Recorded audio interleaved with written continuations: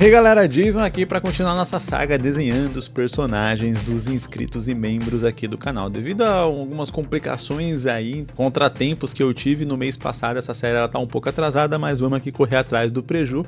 Mas eu tenho feito aí, né, 4 personagens por episódio, então assim, eu tenho compensado vocês aí para que não demore tanto aí para seus personagens aparecerem aqui. Mas claro, a nossa lista ainda tem mais de 100 personagens, então sim, eu ainda tô bem atrasado com a lista padrão. O jeito que você tem de garantir que o seu personagem vai aparecer nesse quadro aqui mais rápido é se tornando membro do canal a partir de R$4 por mês aí.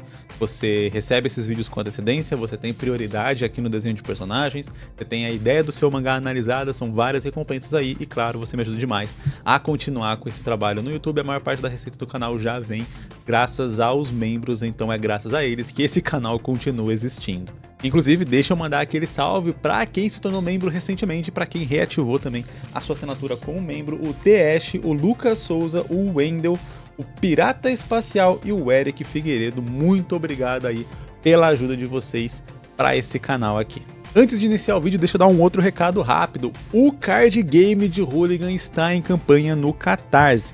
O lançamento aconteceu agora dia 9 e você já pode apoiar lá. Lembrando que se você apoiar nesses primeiros dias, você pode ter uma vantagem. Então me ajuda lá, eu preciso realmente bater a meta pra gente conseguir fazer esse card game com a qualidade que ele merece. Eu tô muito empolgado para esse projeto. É um dos grandes projetos aí que eu tinha para esse ano. Conto muito com a sua ajuda para que a gente consiga fazer ele acontecer. O link vai estar aqui na descrição para você me dar aquela força lá. Valeu e bora para os personagens de hoje. Nossa primeira personagem aqui de hoje é Elizabeth Vernebrey. Não sei se é assim que se lê. Ela é a protagonista do universo de Infinity Dreams aqui. Eu não vou conseguir ler o texto todo que o autor enviou, porque, cara, olha o tamanho disso aqui. Esse é o texto que ele me enviou sobre ela. Galera, vocês precisam pegar leve na descrição de seus personagens e nas sinopses aqui.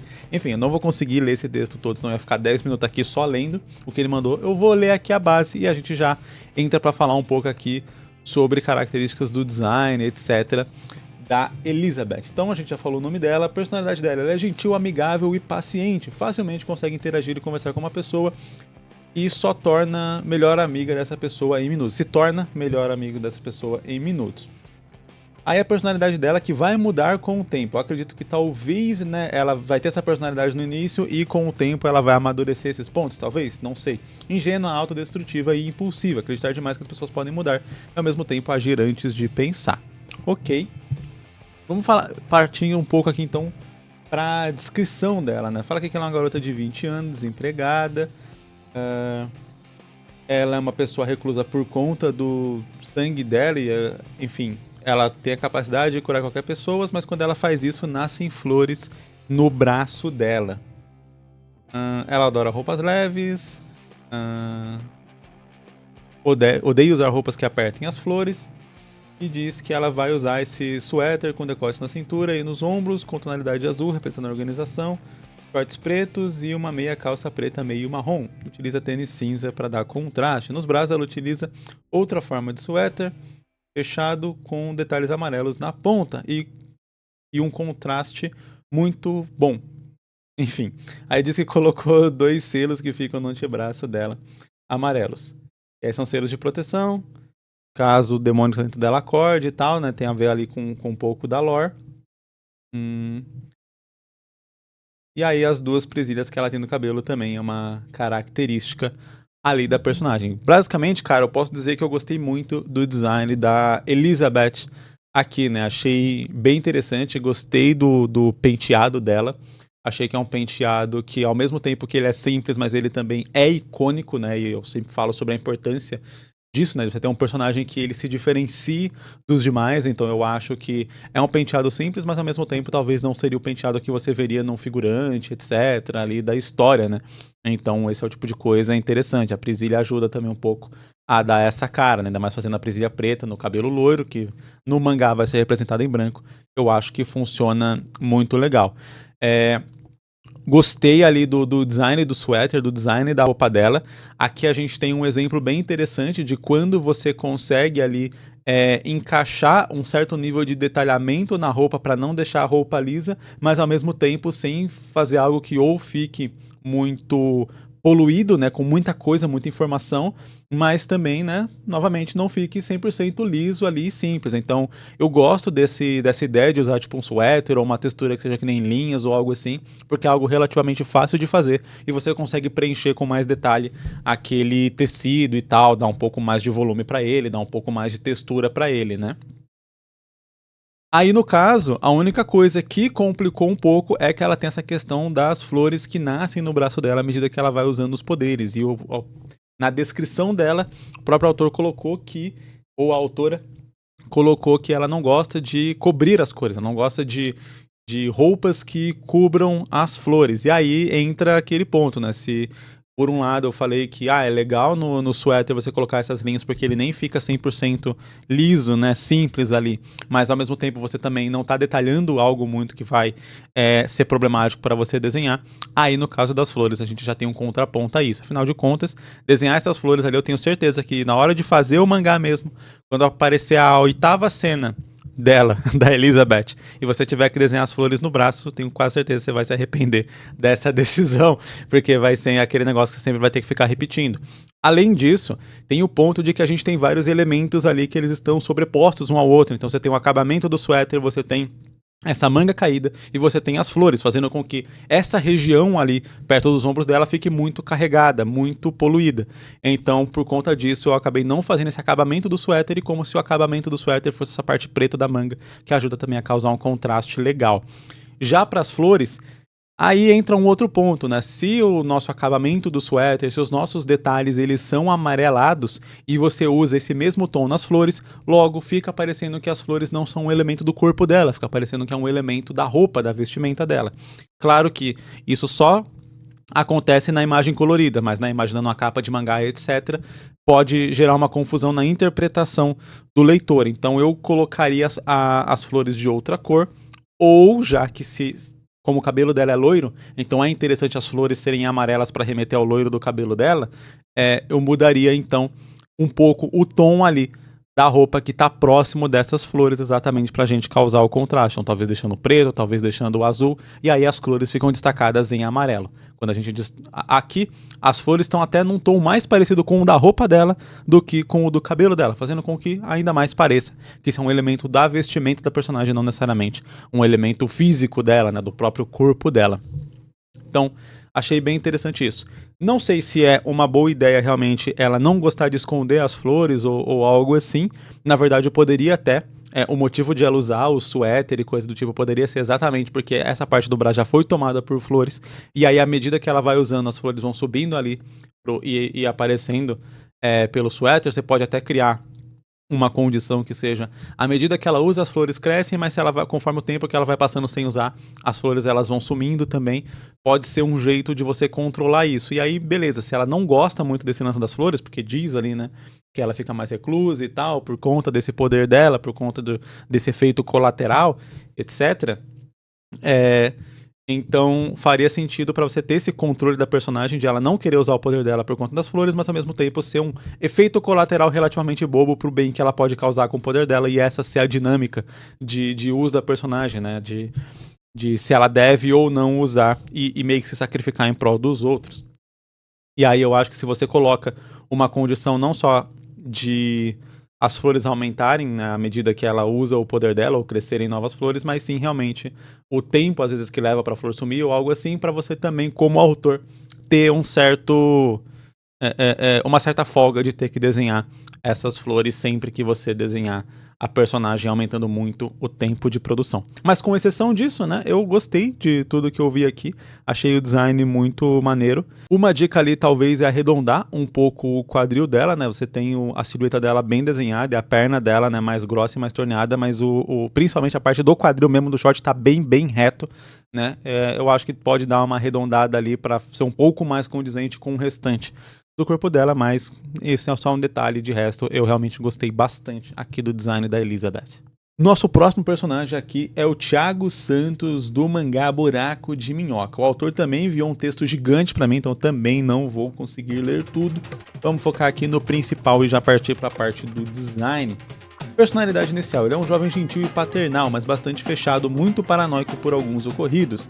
O objetivo dele na história Como ele é um sobrevivente, busca encontrar uma forma de ajudar a todos do seu mundo durante a grande catástrofe. Por isso, ao se ver longe de seu mundo, ele só busca uma forma de voltar.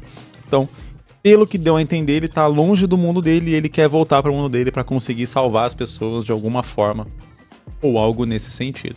Daqui que ele nasceu num mundo apocalíptico, a mãe dele foi morta, mas apesar disso ele nunca perdeu a esperança num futuro melhor, então isso condiz ali com como foi descrito ali a personalidade dele, né?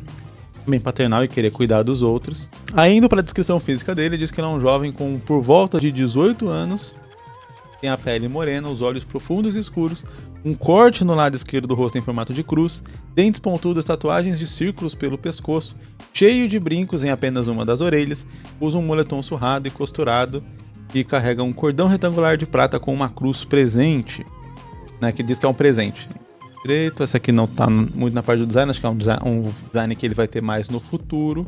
Seu cabelo é grande e bagunçado e a cor é um amarelo forte com pontas roxas, a quais ele mesmo pintou para ser alvo dos infectados e chamar a atenção para ele ao invés de um grupo de crianças. Então tem uma certa história. Uma coisa que eu acho interessante mencionar, né, tem vários elementos aqui na descrição do personagem que você tem uma história, uma certa história por detrás, né? Eu vejo isso bastante comum aqui na análise de personagens, né? Personagens onde tem elementos de design que tem a ver com a história. Então, um cachecol que ele ganhou da mãe, um item que ele recebeu de algum outro personagem e tal. E isso é muito legal porque você constrói realmente o design do personagem, mas daí vale dizer também, né, que existe uma forma mais interessante de fazer isso, que é você construir isso na própria história, né? Então, vamos supor, se no caso aqui o cabelo dele é roxo, né, ou tem essa ponta roxa, não sei exatamente como que isso ajudaria a chamar a atenção, como que se encaixa dentro da trama, mas lendo só aqui pelo que o autor enviou, de que as pontas são roxas porque ele pintou para chamar a atenção, eu faria isso na própria história e não só contaria isso de alguma forma, porque aí parece que você está mais justificando para o leitor uma escolha de design que você teve do que realmente construindo aquilo ao redor do seu personagem, entende? Então, eu sei que quando a gente cria um personagem, a gente vai justificando pra gente mesmo, né, o porquê que a gente escolheu determinada coisa e tal, e isso é o que eu vejo muito aqui, como eu falei, na análise de personagens, né, é o autor justificando, olha, eu escolhi a jaqueta assim, porque essa jaqueta ele recebeu do pai dele, que era herança de não sei, enfim, e cria-se todo um contexto. Só que dentro da história, como que você representa isso na prática, né, sem ser só o seu background de criação do personagem, como que aquilo vai se relacionar com a história em si.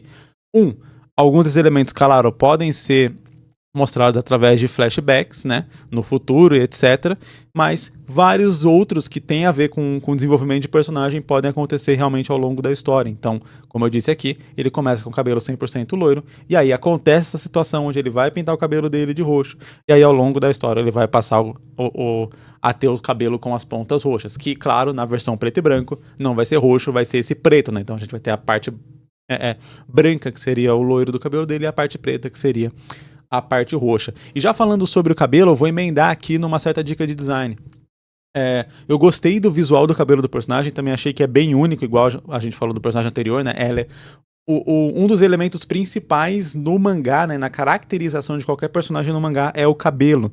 Então, mesmo quando você pega personagens, né, na mesma história, se os personagens têm a mesma cor de cabelo e o corte de cabelo, né, o penteado, relativamente parecido, geralmente esses personagens vão ter algum parentesco, vão ser pai e filho, irmãos, etc. Então, o cabelo ele assume uma função muito importante na caracterização de um personagem em qualquer mangá.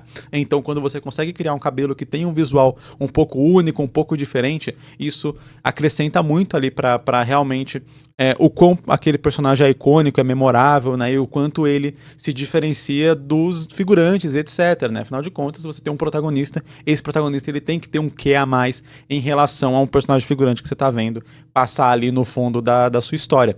Só que aqui a gente tem alguns pontos, a gente tem elementos demais ali fechando o rosto do personagem, e aí isso não contribui muito com certas coisas que o próprio autor quer pôr. Então, o que eu sempre costumo falar é sobre o quanto de detalhe você vai colocar, principalmente em uma área reduzida, de modo que aquilo ali vire só um amontoado de coisas e o seu próprio leitor não consiga interpretar direito o que é aquilo. Então, por exemplo, ele tem vários brincos na orelha, mas ele tem ali um cabelo que praticamente cobre a orelha dele, então você fica com uma coisa contraditória com a outra. ele tem uma cicatriz de X ali na bochecha. Então eu quero marcar, eu quero ressaltar essa cicatriz, porque eu criei uma cicatriz num formato específico no rosto do personagem. É algo que chama atenção, é algo que caracteriza o personagem. Só que se você cria ao mesmo tempo um design de cabelo que na maior parte dos casos vai esconder essa cicatriz, então você meio que está sendo contraditório com a sua própria intenção como autor inicialmente. Então, nesse caso aqui, eu optei por fazer essa costeleta dele não ir tanto para a bochecha, não cobrir a bochecha dele, não cobrir tanto os olhos dele, exatamente para a gente poder ter o rosto dele um pouco mais livre, para que essa cicatriz e para que esses brincos na orelha possam aparecer, né? Não vale muito a pena, como autor e como designer mesmo, você criar elementos que o seu leitor não vai ver, elementos que não vão ser visíveis para o seu leitor, porque depois, quando você quiser ressaltar esses elementos, o seu leitor não vai ter eles como algo memorável, algo para se lembrar. Então, vamos supor que o Harry Potter usasse uma franja que escondesse ali a cicatriz dele. A cicatriz é um grande elemento formador da mitologia de quem é o Harry Potter. Se ele esconde aquilo o tempo inteiro, você não tem esse ícone diferenciando ele dos demais e ressaltando essa mitologia o tempo inteiro. Claro, você poderia trabalhar com isso como se fosse uma espécie de mistério. Então, ele fica com a franja e quando é revelada aquela cicatriz, aí a partir daquele momento a cicatriz passa a aparecer. Então, ele tem uma franja antes exatamente porque ele quer esconder aquilo e aí é um elemento de construção do personagem na história, mas seria estranho se você revelasse aquilo e depois você cobrisse aquilo de novo, né, para sempre ali na história, porque novamente você perderia esse ícone tão marcante. Então, quando a gente cria uma coisa e pensa naquilo, eu entendo pelo menos que a gente pensou naquilo porque a gente quer que o leitor perceba aquilo, e se a gente esconder aquilo que a gente pensou, uma coisa não faz muito sentido com a outra. Dentro aqui da lógica de contraste, né, eu fiz aqui a blusa dele ser preta, claro que isso cria um certo problema ali com a parte de baixo da mecha roxa do cabelo dele, né? Que vai ter que fazer o contorno em branco ali, o que é um problema. Mas, enfim, acho que num design um pouco mais minimalista não tem tanto problema assim. Tanto que você vê que eu não adicionei ali muitos traços para contornar ali dobras e etc. do gorro da blusa dele, exatamente para evitar que aquela região fique muito poluída. E aí é um pouco do que eu digo aqui sobre essa parte ali no design original dele também, né? A gente tem a touca com várias dobras, a gente tem mais um colar, a gente tem um outro pingente, a gente tem o cordãozinho que amarra a touca, tudo junto, tudo misturado, e aí acaba sendo vários elementos que estão ali. E não é que sempre você precisa correr atrás de tirar detalhes do seu personagem. É interessante se o personagem tem um certo nível de detalhamento, mas às vezes menos é mais, principalmente quando a gente está falando de um personagem que você vai desenhar o tempo inteiro, como é o caso de um protagonista. E numa dica particular aqui sobre o desenho, que eu também caio nesse erro o tempo inteiro, cuidado com o tamanho da cabeça do personagem, né? No caso aqui, ele tá com uma cabeça bem maior e desproporcional ao corpo, e eu sei que não é só um elemento de design, porque o pescoço dele também tá muito grosso, então o pescoço dele, a grossura do pescoço dele é quase como se fosse a mesma grossura da cintura dele, então fica um pouco desproporcional. Se é um personagem cabeçudo, mas com o pescoço fino e o corpo mais fino, até funciona numa lógica meio cartunesca, mais chibi, mas com o pescoço tão grosso assim, acaba ficando um pouco estranho, porque geralmente você associa o pescoço grosso a um personagem mais musculoso, né? E aí quando o pescoço é mais fino, é um personagem mais magro. Se o personagem é mais magro e tem um pescoço grosso, acaba criando uma certa inconsistência também no visual do próprio personagem. Nossa próxima personagem aqui se chama Julia Onesi e ela é amiga do protagonista da história. Então ela é uma coadjuvante aqui dentro desse nosso mangá. Ela é meiga, gentil e melancólica. O objetivo dela é superar a culpa pelas mortes do passado, encontrando e mantendo alguém que jamais venha a morrer. Complicada é essa parte, encontrar alguém imortal, seria isso? Mas entendi que ela tem uma grande culpa em relação a mortes que foram causadas por ela, né? Diz aqui que por culpa de um demônio, ao morrer, Julia sacrifica a vida de até 4 pessoas para voltar à vida. Então, para ela voltar à vida, ela acabou sacrificando a vida de até 4 pessoas através de um jogo de sobrevivência, né? Ela foi aparentemente manipulada por um demônio. Então, por isso que ela é melancólica, apesar de ser meiga e gentil. Tenho que dizer que nessa imagem especificamente, a Julia, ela não tá aparentando ser melancólica. Ela tá aparentando realmente mais a parte do ser meiga e gentil. E eu acho que ela tem um passado bem trágico que valeria a pena a gente trabalhar mais em cima dessa melancolia, até pra gente conseguir construir um arco de personagem maior, onde ela, por exemplo, apesar de ser muito meiga e muito gentil, ela acaba não conseguindo, vamos dizer assim, extrair o melhor dessas emoções positivas que ela tem por conta da melancolia que ela carrega, dessa culpa que ela carrega. Então acho que funciona muito bem a gente deixar essa personagem com um tom mais triste na maioria das imagens. Não que ela não vá sorrir nem nada do tipo, mas né, pegando a personalidade, trazendo a personalidade pro design, seria mais ou menos esse modelo que eu faria. Aqui a gente tem um pouco do contrário daquilo que eu falei nos personagens anteriores. A gente tem uma personagem que ela é muito simples. Facilmente essa personagem ela seria confundida ali com uma figurante, com uma personagem bem menos importante. Claro, por ela não ser a protagonista dessa história, você não precisa do melhor design, do design mais icônico do mundo, né? Dependendo, claro, do grau de importância que ela vai ter na história. Ela é uma coadjuvante que vai estar sempre ali ao lado do protagonista, ou ela é uma coadjuvante realmente menos importante que aparece mais esporadicamente. Bem, eu não posso descaracterizar 100% a personagem aqui, mas o que eu quis fazer, além de trazer ela para o meu traço, é simplesmente imaginar um pequeno elemento que já diferenciaria ela de uma figurante qualquer da história. Então, peguei ali mais ou menos o design do cabelo dela e só mudei um pouco ali, deixando as laterais do cabelo dela um pouco mais altas para parecer como se fosse uma franja, e deixei a franja dela quase cobrindo os olhos, exatamente para trazer um pouco mais desse ar de personagem que tá mais insegura, personagem que tá mais retraída. Eu sinto que essa franja, quase que emulando que vai cobrir os olhos, ajuda a dar um pouco mais desse visual, até porque você consegue inclusive fazer aquele efeito, né, de quando o personagem abaixa a cabeça e você faz ou o cabelo realmente cobrir o olho 100%, ou uma sombra cobrir o olho, que quando você faz um cabelo mais aberto, fica um pouco mais difícil, porque você teria que, por exemplo, pintar a testa do personagem inteira de preto, e aí fica uma sombra muito mais grotesca e até pouco natural. Então quando você faz esse cabelo assim, você consegue extrair um pouco mais de certos elementos que você vai usar na própria história. E aqui o que eu quis fazer foi dar simplesmente um designzinho, um broche ali, né? Eu não pensei muito no design desse broche, do que teria relação, nem nada do tipo, até porque eu tenho bem poucas informações, né, da vida da personagem ou de outros elementos, mas só para mostrar mais ou menos como simplesmente adicionar um pequeno elemento que ele foge do contexto de uma personagem 100% normal e mundana, já ajuda a deixar a personagem um pouco mais memorável, um pouco mais diferenciada em relação aos demais, né? Então, mesmo que você fale, eu quero fazer uma história que é um pouco mais calcada na realidade, então meus personagens não vão ter cabelos gigantes de Super Saiyajin, nem nada do tipo, né? Vai ser uma coisa mais real. Só de você adicionar um elemento ali que, beleza, ele talvez seja um pouco real para aquele contexto, mas não é uma coisa 100% real que vai quebrar a lógica da sua história, já ajuda a trazer um ar mais de originalidade para o seu personagem, como eu disse, diferenciar ele dos personagens que vão estar no fundo da história. E antes de ir pro nosso último personagem, eu quero relembrar que a campanha de Hooligan tá rolando e que o link tá aqui embaixo para você me apoiar lá. Além disso, vai estar rolando também o Comic Market Brasil dia 15 e 16 de agosto já. Então vai me ver lá, eu vou estar com mesa lá e vou estar inclusive distribuindo um cardzinho de Hooligan especial aí do card game. Então quem tiver lá vai receber esse card game, é só passar na minha mesa lá, beleza? O link também do Comic Market Brasil tá aqui embaixo para você garantir o seu ingresso. O ingresso é baratinho, a entrada é bem tranquila, eu tenho certeza que você vai gostar do evento. Bora então pro nosso último personagem aqui, que é o Natael. Diz aqui que ele é alegre, cabeça quente, solitário e malicioso, né? Eu já falei algumas tantas vezes aqui nesse quadro sobre a dicotomia de um personagem ser alegre e solitário ao mesmo tempo, então não vou falar aqui de novo para não ficar tão repetitivo. O objetivo dele na história é viver da forma mais absoluta, então parece um personagem bem egocêntrico, né, ali em relação a ele mesmo.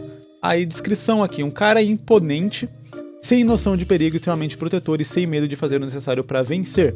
Pelo menos aparenta ser assim. Então a ideia é que ele é um personagem que ele cria uma casca grossa por fora, mas talvez esconda ali alguma insegurança ou alguma coisa por dentro. Descrição dele aqui, já que a gente não tem uma imagem, um desenho do personagem. Ele é um jovem adulto. Ali ele é alto, tem cabelo loiro, olhos laranja, usa uma camiseta com um pequeno símbolo ortodoxo. Eu não entendi exatamente o que seria esse símbolo ortodoxo, que é tipo católico ortodoxo, igreja ortodoxa, enfim. Calça e tênis street. Anda com um manequim branco de 2 metros sem rosto e com uma peça de xadrez flutuando sobre sua cabeça e uma boca no estômago. Eu não entendi exatamente esse lance da boca no estômago, então o que eu fiz foi realmente adicionar como se fosse parte da blusa ali. Não tenho certeza de como que esse elemento ficaria, mas eu adicionei ali de algum jeito. Tentei puxar essa personalidade dele mais ali, que parece ser mais manipulador, mais soberbo, né? Então com a cabeça mais elevada ali, mas com um sorriso, já que apesar de ser solitário, ele é alegre, né? Então quis tentar juntar esse sorriso mais malicioso ali e essa alegria, criando um design um pouco mais simples. Se o cabelo dele é loiro e se o olho dele também é um olho claro, né? O autor destacou aqui que o olho é laranja, então também trouxe aqui para uma vestimenta preta, né? Ali, até para poder causar o contraste ali com alguns dos elementos. Então, por exemplo, naquela questão que eu falei sobre você poluir demais, geralmente quando eu faço gorro, eu também gosto de fazer aquele cordãozinho do lado ali, né, que ajuda a fechar o gorro. Mas como aqui a gente tinha esse símbolo ortodoxo que eu fiz meio que uma cruz ali para simbolizar isso, que eu não sei exatamente realmente o que o autor queria dizer com símbolo ortodoxo, eu não adicionei esses cordões exatamente para não ficar muita coisa ali. E daí seriam 3 elementos em branco ali, né? A corda mais a cruz, enfim, eu acho que já ficaria bastante coisa. Então fazer aquilo mais liso para poder destacar tanto a cruz quanto o sorriso, você causa um contraste maior. E por conta da blusa ser preta, né, eu também já vou precisar, quando o personagem está com esses braços mais colados no corpo, fazer esse contorno da blusa em branco para poder destacar, né, a silhueta do que é braço, o que é tronco e poder diferenciar uma coisa da outra. Nos elementos ali flutuantes, coloquei ali a peça de xadrez e imaginei um peão, porque eu acho que é a peça de xadrez mais clássica que tem, né? Você fazer um cavalo ali fica meio estranho. Uma torre também acho que funcionaria. Mas um peão para um personagem que é um pouco mais egocêntrico, algo assim, e que talvez é um personagem que se sente muito importante, ou tenta fingir que é muito importante, ou parecer muito forte, mas não é tão forte assim por dentro, acho que um peão combina com esse tipo de personagem. E no manequim, eu imaginei não necessariamente um manequim desses de loja de roupa, que é basicamente um ser humano parado, né? Não tem muita diferença. E sim, talvez esses manequins, igual de desenhista mesmo, manequim de referência, né? Eu acho que funciona legal porque eles têm articulações, então ele consegue se mexer e ele naturalmente já não tem rosto mesmo. Então acho que funcionaria legal aqui com a ideia do personagem, caso seja realmente algo que é para se mexer, que é para se mover, que está sendo controlado por ele ou a serviço dele de alguma forma. Acho que ajuda ali na hora de realmente colocar isso na prática para não parecer só um ser humano sem rosto, pelado, que está seguindo ele para cima e para baixo. E aí, o que você achou do design dos personagens que eu fiz nesse vídeo? Deixe seu comentário aqui embaixo que dá uma força muito grande pro canal. A sua interação aqui ajuda o YouTube a recomendar esse vídeo para mais pessoas. Então, se não quiser comentar nada, comenta só 3 foguinhos ou alguma coisinha aí que já me ajuda demais. Deixa seu like aqui também, que dá uma força muito grande. Muito obrigado por você que assistiu até aqui. E aqui do lado vai ter um vídeo onde eu conto mais sobre o card game de Hooligan. Se tiver curiosidade para saber como é que são as regras, como é que foi o meu processo de criação para fazer um jogo do meu mangá, é só clicar nesse vídeo aqui do lado. Valeu, falou, é nóis!